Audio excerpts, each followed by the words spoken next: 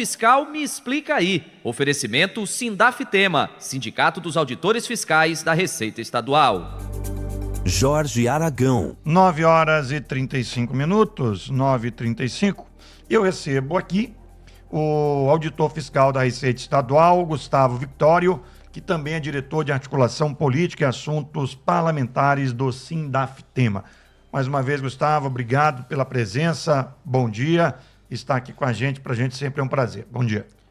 Bom dia, Jorge. Bom dia, ouvintes. Para nós também é sempre um prazer estar aqui, né, nesse teu programa tão ouvido, né, e assistido também no canal do YouTube, para falar sobre temas importantes para a população do Maranhão. Entre eles, a reforma política que, de repente, deu uma esfriada, não sei se foi a questão da campanha eleitoral aí que tomou conta do debate, mas como é que está hoje, nesse momento, a reforma tributária? Jorge, na verdade, a gente precisa esclarecer as etapas, né? Uhum. Ano passado estava mais acalorada porque foi a mudança foi o meio da votação, né? Foi a mudança foi a votação da emenda constitucional 132, que foi finalizada ali em dezembro de 2023. Então, ali tinham as mudanças que seriam colocadas na Constituição. O que está acontecendo agora é a votação da regulamentação dessa reforma, que são 2 PLPs aí que estão em votação. Eu tenho participado também dessas discussões. Um PLP 68, que já está no Senado, o PLP 108 também. Cada um trata sobre matérias específicas e importantes. Mas também, Jorge, é momento de eleição municipal, né, em todos os municípios do Brasil. Então, o Congresso Nacional, ele meio que fica deixando ali para decidir depois da eleição aí de outubro. O que já tem, né, que vocês estão vislumbrando, o que ela pode trazer, essa reforma tributária, de impacto para o Maranhão? Olha, a gente, de uma maneira geral, tem mudanças importantes para todos, né? Não só para o Maranhão. Por exemplo, a simplificação. Ela talvez seja uma das maiores mudanças, porque a gente vai deixar de ter vários tributos para ter alguns. Eu vou dar uma recapitulada. A gente vai deixar de ter o ISS, que é dos municípios, vai deixar de ter o ICMS, que é dos estados, vamos deixar de ter PIS e COFINS, que são tributos da União, para ser criado aí o IBS, vindo da junção do ISS com o CMS, e também o ACBS, que vem aí das contribuições federais. Isso tende a simplificar porque vai ser uma única legislação em todo o território nacional, tanto para o IBS, né, junto com o CBS, quanto para também o imposto seletivo, que tem também uma criação do imposto seletivo. Tá? Então isso deve simplificar, melhora o ambiente de negócios. Para o Maranhão tem uma mudança significativa, né, talvez um impacto maior, porque a tributação ela passa a ser no destino, coisa que hoje não é. Né? Então hoje a gente tem um fracionamento, né? Uma parte fica na origem da mercadoria e uma parte fica no destino, e isso deve melhorar para o Maranhão, porque atualmente a gente não tem muitas indústrias, da onde sai o produto, né? Então a gente consome muito. Isso deve ter uma mudança positiva em termos de arrecadação para o Estado. Porque, só para explicar para o ouvinte, que atualmente tem essa divisão, né? Tanto de quem produz quanto de quem consome, ou seja, onde nasce e onde termina o produto. Agora vamos dar uma valorização onde termina o produto, onde quem consome o produto, e aí a gente acaba arrecadando mais. Perfeito, perfeito. Não só isso também, né? Se a gente for pensar nas mudanças de uma maneira geral, as empresas vão tender a se instalar nos locais onde for melhor para elas. Perfeito. E não por conta de benefícios fiscais que hoje acontecem, tá? Então, hoje, a maioria das empresas, né, indústrias, elas se instalam no local onde tem maior benefício para elas, e isso dá uma certa... fica desigual a balança, tá? Então, por exemplo, o Maranhão tem uma vocação logística para exportação muito grande. Né? A gente tem um porto aí, o melhor Perfeito. Porto do Brasil em termos de localização, em termos de calado. Então, quem sabe, a gente também é um polo do agronegócio. Então, quem sabe a gente começa a atrair realmente empresas pela nossa vocação logística, né? E não só por benefício fiscal. O que a gente poderia, Gustavo, estou conversando, gente, com o auditor fiscal da Receita Estadual, o Gustavo Victório, de classificar como efeitos positivos da reforma? Legal, Jorge. Olha, eu vejo como principal efeito positivo a questão da diminuição de benefícios fiscais. Eu não diria que a gente vai ter o encerramento por completo, mas a gente deve ter uma diminuição. A simplificação também, eu acho que vai... Fica melhor para se entender. Vai melhorar para entender, para o contribuinte entender, para o ambiente de negócio das empresas, deve diminuir o famoso custo Brasil também, né? Por conta dessas coisas. A simplificação, a transparência, sem dúvida, ela vai ficar mais transparente. A gente deve ter também os processos sendo feitos de maneira mais rápida, porque a gente está trabalhando já em estudos avançados, em maneiras da gente fazer as compensações ali de imposto devido de maneira automática, que a gente chama de split payment. Então, a tendência, no meu ponto de vista, é melhorar esse ambiente, a transparência, diminuir o custo Brasil. De uma maneira geral, eu acho que ganha nisso aí. Nesse primeiro momento, o que se pode também se apontar como impactos negativos na reforma tributária?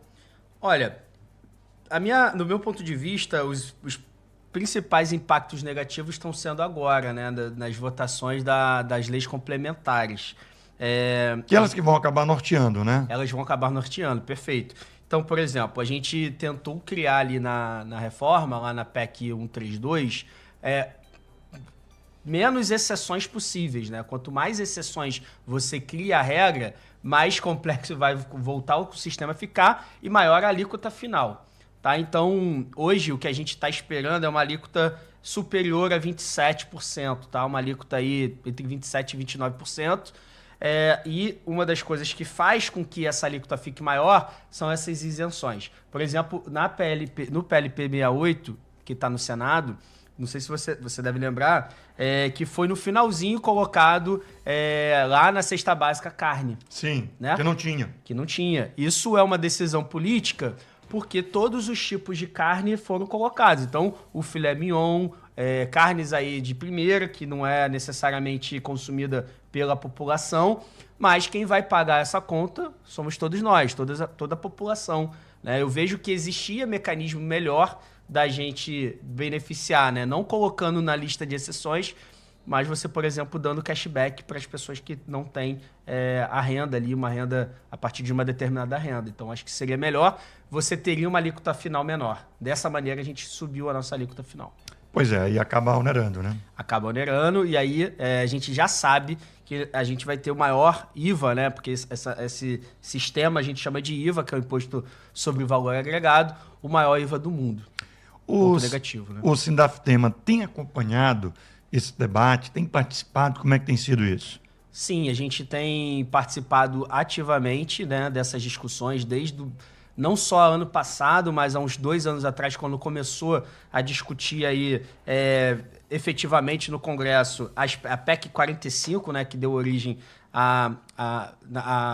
no final das contas, a Emenda Constitucional 132, e eu tenho participado diretamente, inclusive nas discussões agora das leis complementares, né, porque tem alguns avanços e alguns retrocessos que a gente tem que ficar ali ponderando, conversando com diversos parlamentares, inclusive aqui do Maranhão, para que a gente consiga conter determinadas coisas, porque senão depois aí já não tem mais o que fazer, né? Como se diz, depois do leite derramado fica mais difícil juntar, né? Perfeito. Agora, vocês têm tido uma boa receptividade nesse aspecto de serem pelo menos ouvidos pela classe política? De repente, olha, os caras aqui entendem da coisa, vamos ouvi-lo e tal. Isso tem acontecido? Sim, a gente é bem recebido, né, pelos parlamentares aqui do Maranhão. Muitas vezes eles colocam a equipe técnica à disposição, né? Então a gente fica conversando, o parlamentar muitas vezes está presente e aí depois ele deixa a equipe técnica com a gente para explicar melhor, detalhar os pontos que a gente observa que são pontos prejudiciais, principalmente ao interesse do Estado do Maranhão, que a gente está sempre defendendo isso. Inclusive, é importante destacar que ano passado, na votação da emenda constitucional, né, da reforma tributária, eu tive a oportunidade de ir com parlamentares aqui do Maranhão conversar com o presidente Rodrigo Pacheco. Legal. Eu e mais 2 colegas auditores, o Magno Vasconcelos e também o Ronaldo, que foi comigo, são auditores também, e nós 3 fomos com um grupo de parlamentares aqui da Assembleia Legislativa, senadores também e alguns deputados federais, conversar com o Rodrigo Pacheco, porque a gente apresentou uma proposta que tinha interesse do Maranhão, que beneficiava o Maranhão, e dentre elas algumas a gente teve êxito. Né? Então isso foi um ponto muito importante para a gente no ano passado, uma conquista muito grande. 9h45 em São Luís do Maranhão. Auditor Fiscal Me Explica Aí. Oferecimento Sindafitema, Sindicato dos Auditores Fiscais da Receita Estadual. Eu sigo conversando com o auditor fiscal da Receita Estadual, Gustavo Victório, e que era diretor de articulação política e assuntos parlamentares do Sindafitema. E essa é mesmo a tua área, né? Essa da questão da articulação. Mas há, de repente, conflito de interesses com o que pensam os auditores fiscais do Maranhão, com o que pensa, por exemplo, do Rio Grande do Sul? Ou vocês tentam, dentro de uma possibilidade, ter uma única proposta? Excelente pergunta, Jorge. Na verdade, a gente tem uma federação, a federação que chama FENAFISCO, onde todos os sindicatos estaduais são filiados nela, e esses encontros que a gente faz, essas conversas com parlamentares, vêm sempre da federação, lá da FENAFISCO. Então, a gente se reúne em Brasília, na FENAFISCO, com sindicatos do Brasil inteiro. Na fase que estamos atualmente, não tem mais isso. Na fase que estamos atualmente, a gente, as categorias se uniram porque o que a gente está pedindo tem a ver com a categoria, com o ambiente de trabalho nosso, com a facilidade ou não de fiscalização, com o enfraquecimento ou não da categoria. Tá? Então, isso é um pleito comum a todos. Lá no início da reforma tributária, aí tinham assuntos que são mais interessantes para alguns estados, outros não. Por exemplo, como eu falei agora no início, a questão do princípio destino, que é o pagamento no destino, né? Que uns vão ganhar mais e outros vão perder, Outros vão perder. Por exemplo, São Paulo era um voto contrário nisso. Perfeito. São Paulo é o maior produtor, né? Onde estão localizadas as maiores empresas. Então, eles foram contra nisso na época. Depois, eles acabaram cedendo um pouco. Então, naquele momento da reforma tributária inicial, né? Daquelas votações, tinha alguns interesses diferentes aí de estado para estado. Essa reforma tributária, para vocês, enquanto auditor, ela melhora ou piora nesse aspecto, por exemplo, da própria fiscalização?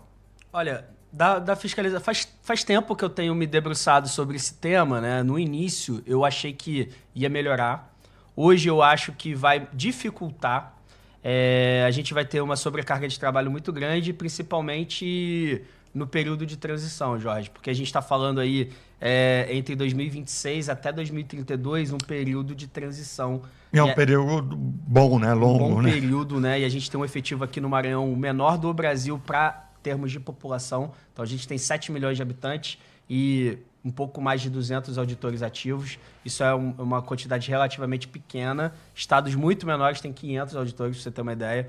Então, a gente vai ter uma dificuldade porque são a convivência de múltiplos tributos. Então, ainda vai existir o ICMS, que é da nossa competência, já vai começar a ter um período de teste do IBS e vai ter umas coisas aí que vão complicar nesse período. Eu acho que a gente vai ter uma sobrecarga de trabalho. Talvez, a partir da implementação da reforma, 2032, comece a dar um horizonte um pouco melhor. E outra coisa também que a gente vai ter que começar a fiscalizar serviços, coisa que a gente não faz em municípios onde não tem administração tributária, que aqui no Maranhão é a grande maioria, tá? São poucos municípios que têm uma CENFAZ, né? Então, aonde não tem, quem vai ter que fazer esse trabalho são os auditores fiscais do Estado, que é aqui o nosso caso. E falando nessa questão da transição, tem um planejamento para que essa transição seja suave, né, para que tenha um entendimento por todo mundo? Como é que está esse debate? Olha, em ambiente da Secretaria de Fazenda, a gente tem alguns grupos de trabalho já por eixos, né, para já ir trabalhando, pensando na melhor solução. Eu vejo ainda na classe empresarial, no pessoal da advocacia, dos escritórios de contabilidade, ainda uma certa morosidade no meu ponto de vista. Eu acho que eles deveriam estar mais se inteirando mais sobre o assunto e não esperando chegar aí, porque 2026 está logo aí. Né? Então, eu acho que precisa ter um olhar mais atento para isso já, não deixar chegar perto, porque vai ter mudanças não só para nós, mas também no trabalho, né, das empresas, na maneira de você fazer determinadas escriturações. Enfim, eu acho que precisa também a sociedade, de uma maneira geral, se inteirar um pouco mais sobre essas mudanças aí. Nessa questão da lei complementar, que praticamente esses 2 meses está paralisada, como tudo o resto, né, no Congresso Nacional. Nesse debate, nessas conversas que vocês estão tendo com os parlamentares, tem uma previsão, uma perspectiva de, pelo menos, será que consegue ser votada ainda esse ano? Sim, a previsão é que, passada a eleição aí em outubro, novembro, já tem a votação dessas leis, né? Já está em fase avançada, eu diria. A Câmara já passou, vai para o Senado, algumas mudanças vão vir de lá, volta para a Câmara, mas aí a experiência do ano passado, da votação da PEC, mostrou que até dezembro tem votação. Né? E aí a gente com certeza acredita que esse ano será votadas 2 leis complementares, e o governo federal também tem interesse em mandar mais uma etapa da reforma tributária, que não fala mais sobre isso, mas fala sobre a renda e patrimônio também. Aí é uma outra parte da reforma. Nessa reforma tributária, nesse momento, o maior desafio é exatamente a votação da lei complementar?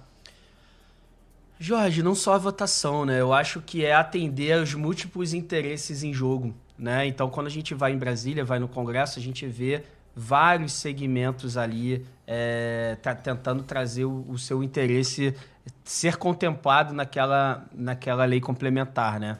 Então, eu acho que talvez o maior desafio seja a gente chegar num meio termo sem querer agradar determinados setores, para que a gente consiga ter uma alíquota aí menos gravosa do que a gente está imaginando, aí passando de 27%, e conseguir fazer realmente uma reforma justa, né?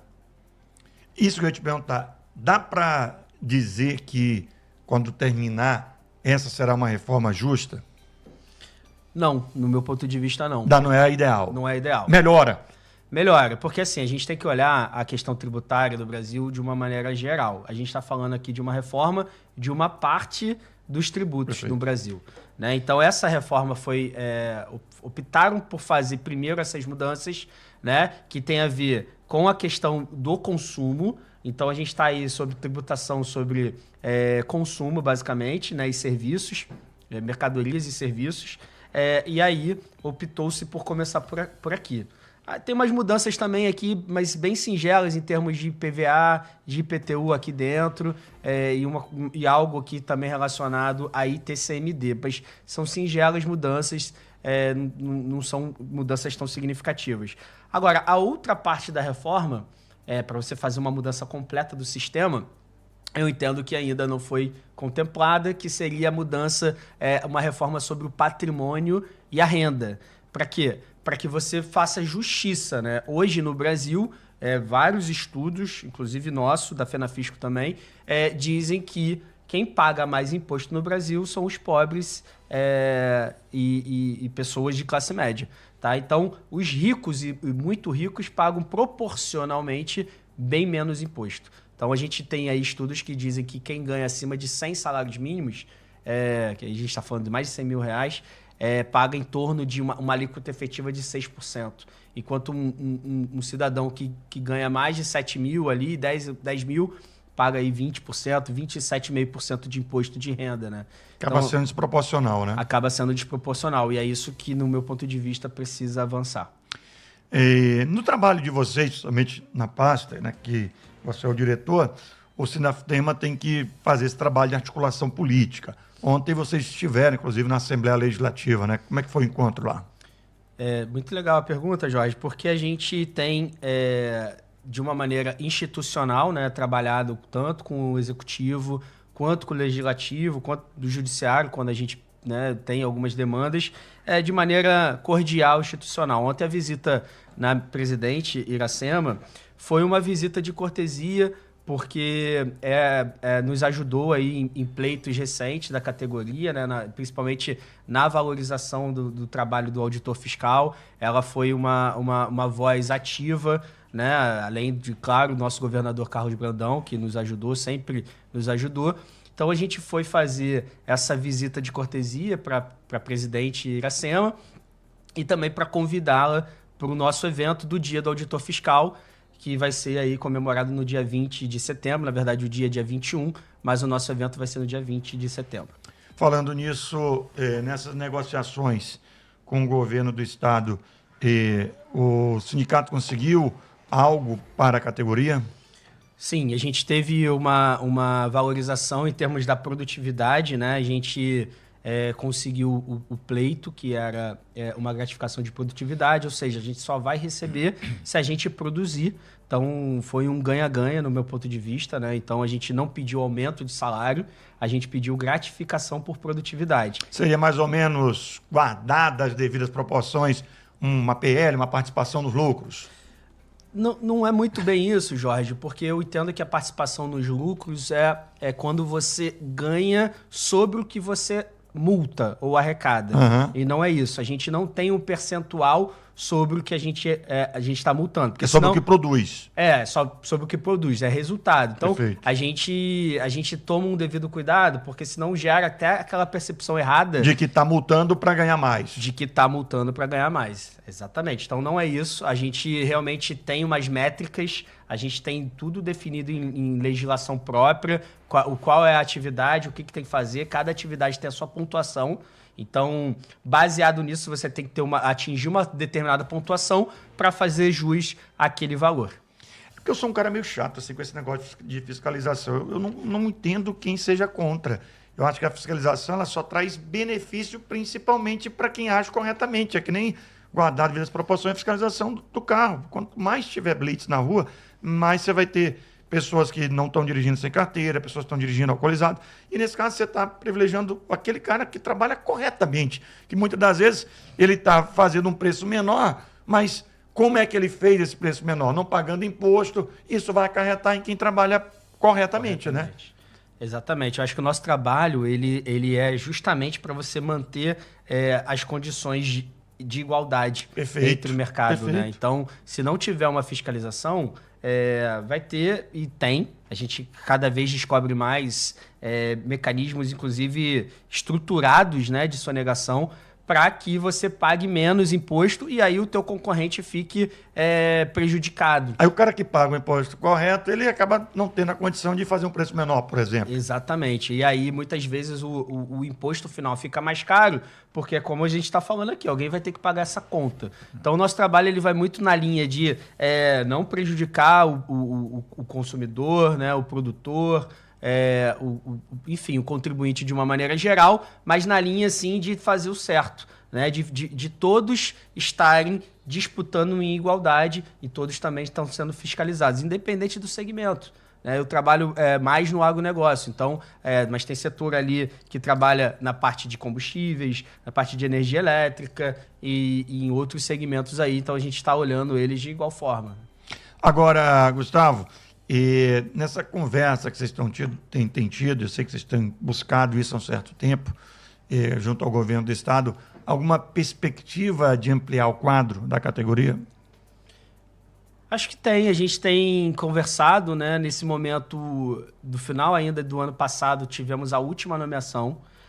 O que aconteceu é que finalizou a validade do concurso.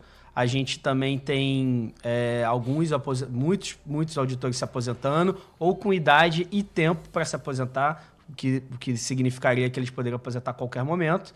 E é uma discussão que o sindicato também já está capitaneando, né? Vai tratar isso no momento oportuno com o secretário de Fazenda, né? O nosso secretário Marcelo, que também tem sido um amigo, um parceiro aí de longa data da nossa categoria, e para conversar também com o nosso governador, né? Semana que vem, né, vai ser comemorada, dia 21, vocês vão fazer um evento dia 20. O que já dá para adiantar aí desse dia do auditor fiscal que o Sindafitema está organizando? Jorge, é uma data simbólica para a gente, é um evento que vai marcar a nossa retomada das agendas, né, a nossa agenda de eventos. A gente ficou aí mais ou menos há 4 anos sem ter evento por conta 2 anos de pandemia, depois 2 anos ali de reestruturação do sindicato mesmo, e agora a gente está retomando essa agenda de eventos. Então, é realmente para comemorar as nossas conquistas, não só essa, mas as conquistas últimas aí de vários anos da fundação do nosso sindicato, que são conquistas importantes, e também para confraternizar, né, com os nossos amigos e familiares, porque a gente entende que essa data, dia 21 de setembro, que é a data do Dia do Auditor Fiscal, ela tem reflexos não só nessa questão aí da data em si ser uma data do dia, mas a gente traz a nossa família, os nossos amigos para perto para confraternizar também. Gustavo Victória, auditor fiscal da Receita Estadual, diretor de articulações políticas e assuntos parlamentares do Sindafitema. Queria te agradecer por ter vindo aqui conversar com a gente mais uma vez. Muito obrigado, bom dia. Obrigado, Jorge, obrigado, ouvintes, e a gente está à disposição. Vamos para o intervalo, gente? São pontualmente 10 horas, cumpre o intervalo e daqui a pouco tem mais ponto final aqui na minha, na sua, na nossa Mirante News FM 104,1. Auditor Fiscal, me explica aí.